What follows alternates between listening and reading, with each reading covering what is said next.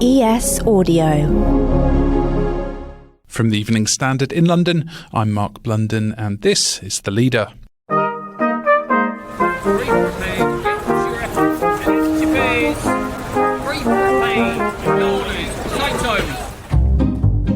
You'll have noticed our supermarket shelves have been looking a little sparse lately. What's going on? Asda and Morrisons are among supermarkets who've already announced they're rationing salad items like tomatoes, peppers and cucumbers, all linked to bad weather hitting crops in warmer climes. But even domestic broccoli and cauliflower supplies are also being hit. So are we headed for ration books and queuing for an iceberg lettuce? Experts say now's the time to look at a radical shift in our expectations of food supply, eating more seasonal Great British fruit and veg from your local grocer or market, and ditching those carbon footprint heavy strawberries in midwinter flown in from thousands of miles away. But what's caused all this, and how much is Brexit to blame? And never mind dig for victory, what about guerrilla gardening on a new wave of community free-to-eat allotments? Later we'll speak to a food expert on a more sustainable and hopefully cheaper eating future. But first, for the latest on our fruit and veg crisis, we're joined by Evening Standard business reporter Simon Hunt. Simon, what is going on with these bare shelves? There have been lots of people sharing on social media their arrival at the supermarket only to discover that basic items of fruit and veg just aren't available. That has led to some supermarkets, the first out of the gate was Asda, deciding to put limits on the number of fruit and veg that you can buy. Asda have sent me a list of the ones of the fruit and veg that there are limits on. Those are tomatoes, peppers, cucumbers, lettuce, bagged salad, broccoli, cauliflower and raspberries. So if you go into an Asda now, you can only buy a maximum of 3 of any of these. And this is a result of shortages that have been quite widespread across supermarkets across the UK now. There are sort of several factors all happening at once. One of which is there's been a cold snap in parts of southern Europe from which we in the UK source a lot of our fruit and veg, particularly over the winter months. There's also been bad weather in Morocco from which we also source fruit and veg, which led to cancelled ferries. And of course, soaring energy prices has meant the cost of growing these fruit and veg during the winter months in the UK and parts of northern Europe has become far too expensive for some producers, and they've cut their production as a result. And what about the National Farmers Union, the NFU? The NFU are protesting against the sort of exorbitant costs that farmers have faced. They say that agricultural costs have risen by about 50% over the last 4 years. That means that for some producers, it's just too expensive to grow certain fruit and veg. They say that the supermarkets wield huge bargaining power when it comes to setting price, and the prices that are set are just not sustainable for a number of producers.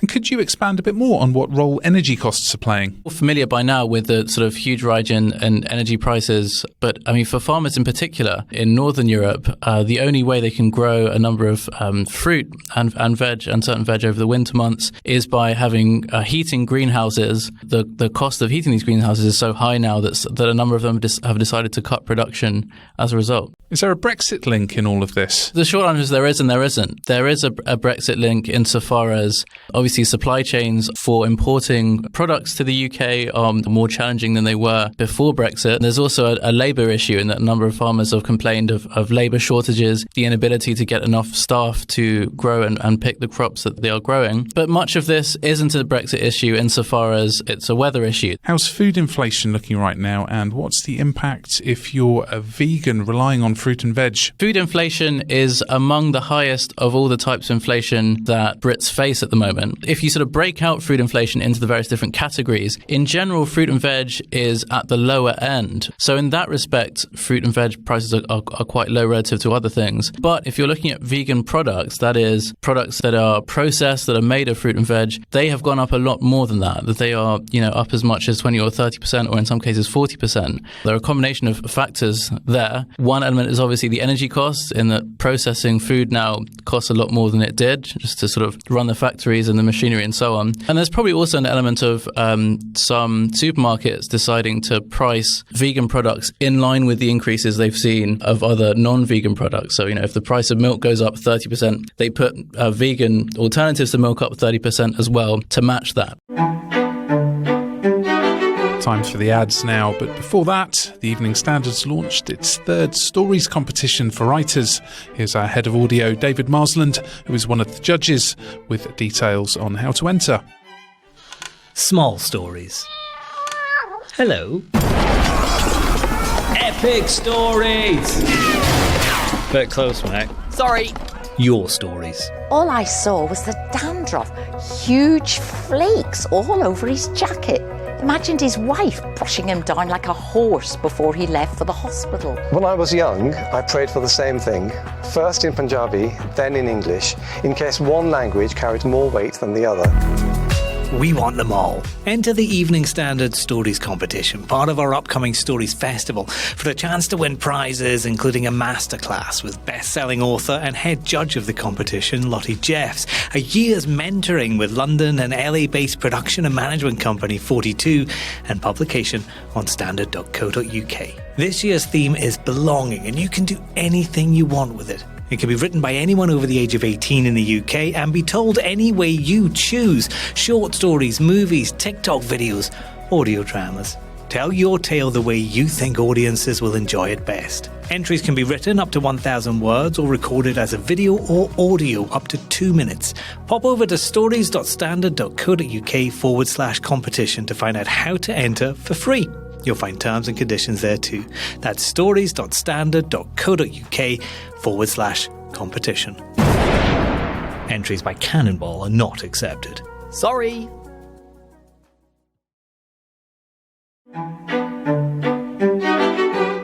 Welcome back.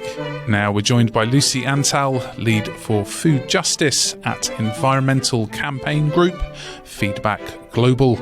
Lucy, it seems to be a different supply chain story at local independent greengrocers and markets. Why? Well, they seem to be able to get hold of the produce, and it's certainly available in the wholesale markets as well. I think the issue that we've got with the supermarkets is that they work on quite long-term contracts.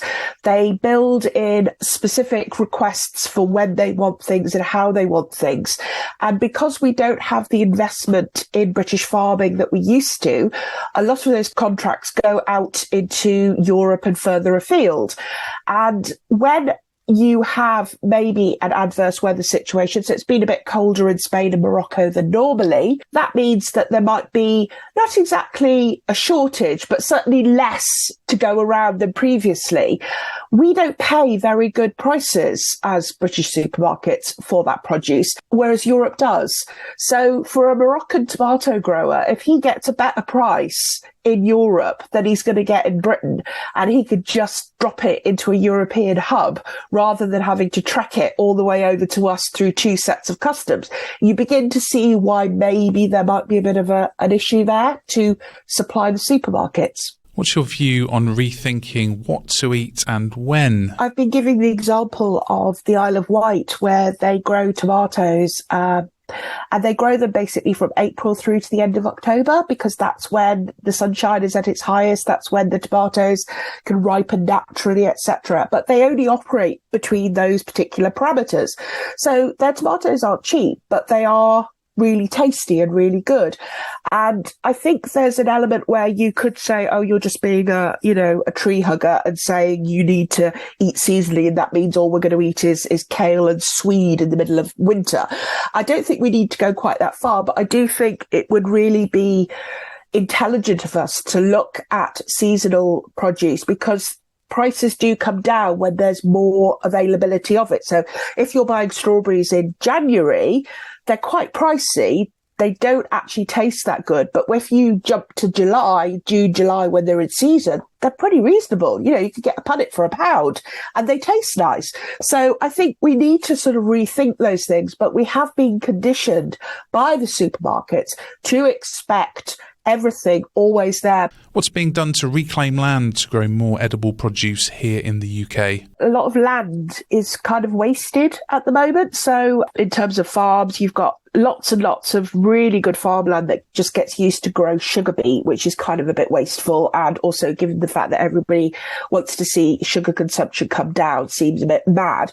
But we've also got within cities, there's lots and lots of empty space that is land banked because people are sort of sitting on it to, in the future, build houses or whatever it might be. One of the things we'd like to see is whether or not it's possible to reinvigorate by creating community allotments, enabling people to work on a space of ground that's near where they live, but where they can put into it as much as they get out of it. So sort of following the incredible edible model where, it's guerrilla gardening, you're planting food and it's anyone's to take and use. What can be done in cities to create a more sustainable food supply with these often tough growing conditions? We do very well on greens and kales, but I appreciate that's not for everybody. But if you can use, as you said, sometimes the soil is contaminated. So use of raised beds is a way of doing it. If you could grow potatoes in a bucket, you could do that. You could do that even if all you've got is a tiny balcony. You can grow potatoes in a bucket. And I know it all sounds a bit bucolic and good lifey, but I think every effort that all of us can make towards growing food in some way, shape or form, even if it's only, a bit of mustard and cress on your windowsill, that's something. And it's something to enjoy and it's something to take pleasure from, and then something to add into your own butting.